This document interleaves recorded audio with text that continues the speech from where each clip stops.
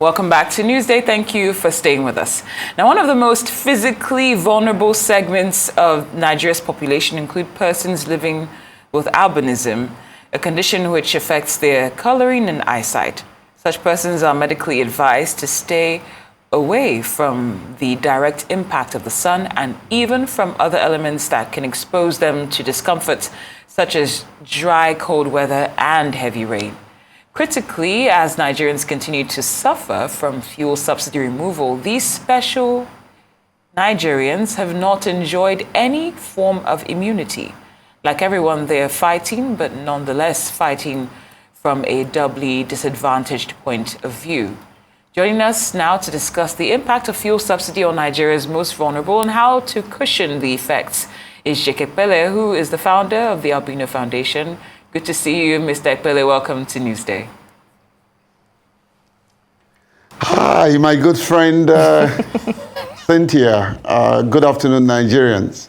Good afternoon. Great to have you. Of course, I had the privilege of reading your position paper, and it's rather vivid that the disability community are having it just as hard, if not harder, than everyday Nigerians.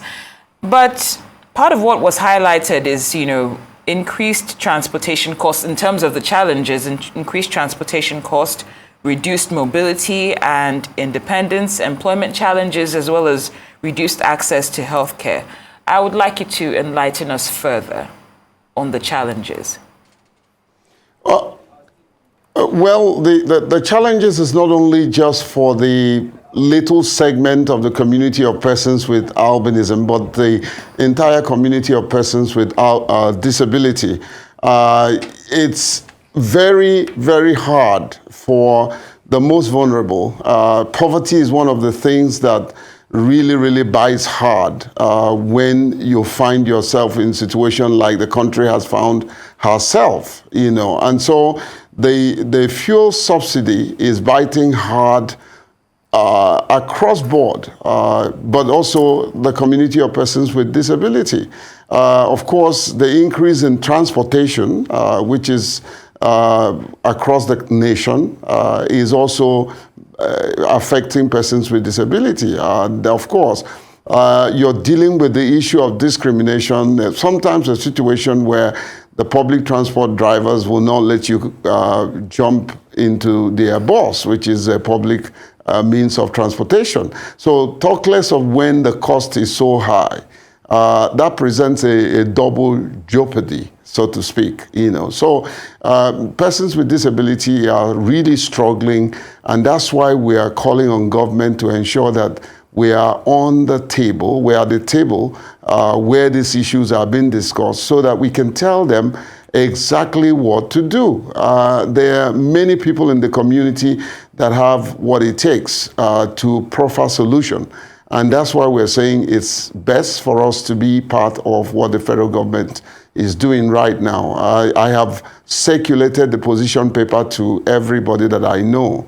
From all indication, I'm sure by now, it has gotten to the Chief of Staff, who happens to be my very good friend. It also had gotten to the President of NLC. I'm also aware that the President of TUC has gotten that position paper by this afternoon. So we're reaching out to everybody that we know, so that even if we are not included in the subcommittees and committees, but our voices will resonate in whatever they do. So like I said to you, issues around transportation, issues around access to health, issues around putting food on their table because of high cost of all the food ingredients in the market, and then of course this will further fuel discrimination. But don't get me wrong, I am for the subsidy removal. I believe that it has been a regime of fraud and corruption, and so, but then the palliative must be inclusive. We're also advocating for subsidy in terms of transportation. We talked about the food bank. And I'm saying this food bank, it's not going to be something we do in the metropolis. It's not something we do in the city of Abuja or city of Lagos. We want to ensure that it's decentralized to reach the rural dwellers. They are also suffering, and we must do something. Every sensitive government feels the pulse of the people that they are leading. And I believe this president is listening, and he has shown some level of compassion. And we want to take advantage of that and let him know that something should be done to the most vulnerable. I always say that the issue around persons with disability, when one person is not included, the rest will suffer the exclusion. All right, then. You've said that you yourself are for the removal of fuel subsidy. However, even since coming across what we're going to be talking today, I've seen in surveys that I've even done personally that a lot of people don't necessarily understand why there's even a removal in the first place. So I want to ask you this. How can this current administration effectively communicate and engage with the public, particularly the most vulnerable in this instance, to create more awareness about the rationale behind fuel subsidy removal and ensure that their voices are also heard in the decision-making process?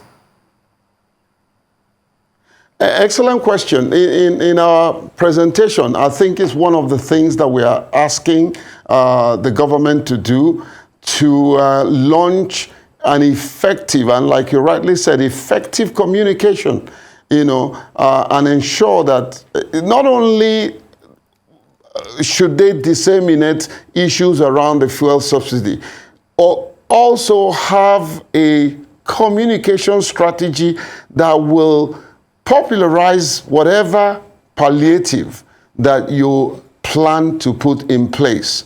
I think one of the greatest problems, even with the past government, is lack of effective communication. Effective communication requires that you communicate to the people you can't reach. Ensure that you get feedback, because communication is not about just talking to people or a one-way ticket. It requires that you get feedback, analyze those feedback, and then make sure that you present a solution to the feedback that you're getting. So I can agree with you, Les, that there has to be strategic, effective communication using every available platform. Let there be communication tools in Yoruba, in Hausa, in Igbo, in every language that we can reach, and we have the resources to do that. Organizations like us, partnering with organizations like yours, are getting this opportunity to put these things across. But can you imagine what happened to people in the villages in Maiduguri, villages in Port Harcourt, villages in Cross River? There has to be effective communication. Mind you, the president now have a special advisor on strategic communication. This is when he should go to work with his team to ensure that people are aware. What is fuel subsidy? What will it do to Nigerians when it's removed? What will be the government strategic plan to ensure that the people will not suffer and struggle? Right now, the case is that the people are suffering and struggling, and we must inform them. The more people are aware of the situation that they are going through, the more that they will be able to go through it, with optimism. So effective communication is a must-have. Even in this palliative that they are trying to work on, making sure that the people are aware of what is happening and what measures that the government have in place to deal with what is happening is very crucial. And we don't have to wait until government rolls out all the palliative. This is when to start talking to people about what this fuel subsidy is, why fuel subsidy, and how fuel subsidy will be removed, and the effect. We shouldn't run away from, trying to strategically approach issue from cause to effect, period. Well said, Mr. Epelle. Now, part of your recommendations, which you mentioned earlier, was establishment of food banks at the national and subnational level. But I'm wondering, and of course, that's just one of the potential solutions. But I'm wondering if you are concerned about the fact that first of all, this talks between Labour and the government is going to take about 8 weeks, all things being equal. Are you concerned that the focus is now on everyday Nigerians and the disability community might not get the priority that it should because there's so much focus going to those that don't constitute a part of that community? Well, my very good friend Cynthia, you are very smart. Now, let me tell you, you've hit the nail right at the head. Absolutely. Many times my frustration with sometimes engaging government is that they have this very erroneous impression that everybody is the same. Everybody is at the same level. We're catering for all Nigerians. Hey, come on. You don't cater for all Nigerians. There are Nigerians that need special attention. There are Nigerians that you don't know what is happening to them. There are Nigerians that you don't know how to solve their problem until you bring them to the table. And that had been the problem, even with policymakers. You put on your suits and ties and you sit in your cozy office and you want to make intervention for somebody you don't even know. You don't know what my needs are. There are no proper need assessment of the vulnerable community. And then you want to make an intervention for them. It won't work. You don't know how I struggle with my sight. You don't know how many times I have to pass friends like Cynthia without recognizing them. You don't know that I can't stand in the sun for 10 minutes without being burnt, and that every burnt culminates into skin cancer. I'm a skin cancer survivor. You don't know that we face discrimination within the society. So what are you going to put in place to ensure that these things won't happen? Part of the problem with intervention is not the intervention itself, it's the people that runs the intervention. Many programs our government, even the past government had put in place, they were beautiful programs, but people hijacked it, took advantage of the system, and the so-called palliative it didn't get to the community. We have data, we have facts and figures of how some people goes to the community and say, oh, we're going to give you 20,000. They give them 20,000, take photograph, and then turn around and say, give me back 18,000, keep 2,000. These are in the public domain. So while they're doing all the strategic planning, please ensure that we don't put corrupt people that will take advantage of this innocent and most vulnerable group. And sometimes some things that people do, they don't consider the place of God, because you cannot continue to cheat the poor and think you will go scot-free. If the EFCCs of this world cannot see you, the EFCC of God can see you. And so we need the right people to put in place, the right people that will come into the intervention with the fear of God. And at the end of the day, Cynthia, we need to hold them accountable. Look at the kind of money that they are being seen in people's account. And these are money that were meant to solve the problem of Nigerians. And I bet you some of them will go scot-free. And so this idea that I can do anything and get away with it in this country must stop. This country belongs to every one of us. We are stakeholders. I'm a taxpayer. I pay tax. And so everyone that runs the country at the leadership position is either you remain accountable, transparent, and auditable, or you get out of office, because they said there's a saying that if you can't stand the heat in the kitchen, get out of the kitchen.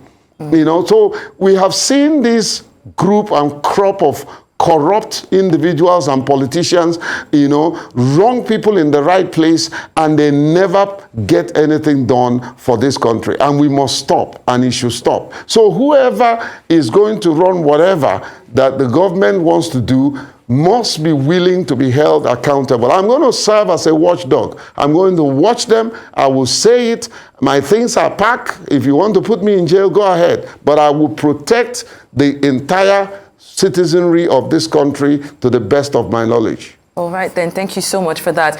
Now, you have spoken about accountability, and of course that in itself is a very important point that has to be noted. But can we talk on maybe more measures that can be taken to enhance the efficiency of the already existing social safety net programs in Nigeria? We already have a trust deficit as it is. We're looking at the conditional cash transfers. We're looking at the $800 million loan that's supposed to help alleviate, you know, some of the results of the removal of fuel subsidy, to provide a safety net for the most vulnerable, especially during this time. Is there anything else that we can do, even as we begin to wrap up this interview today, Mr. Jack?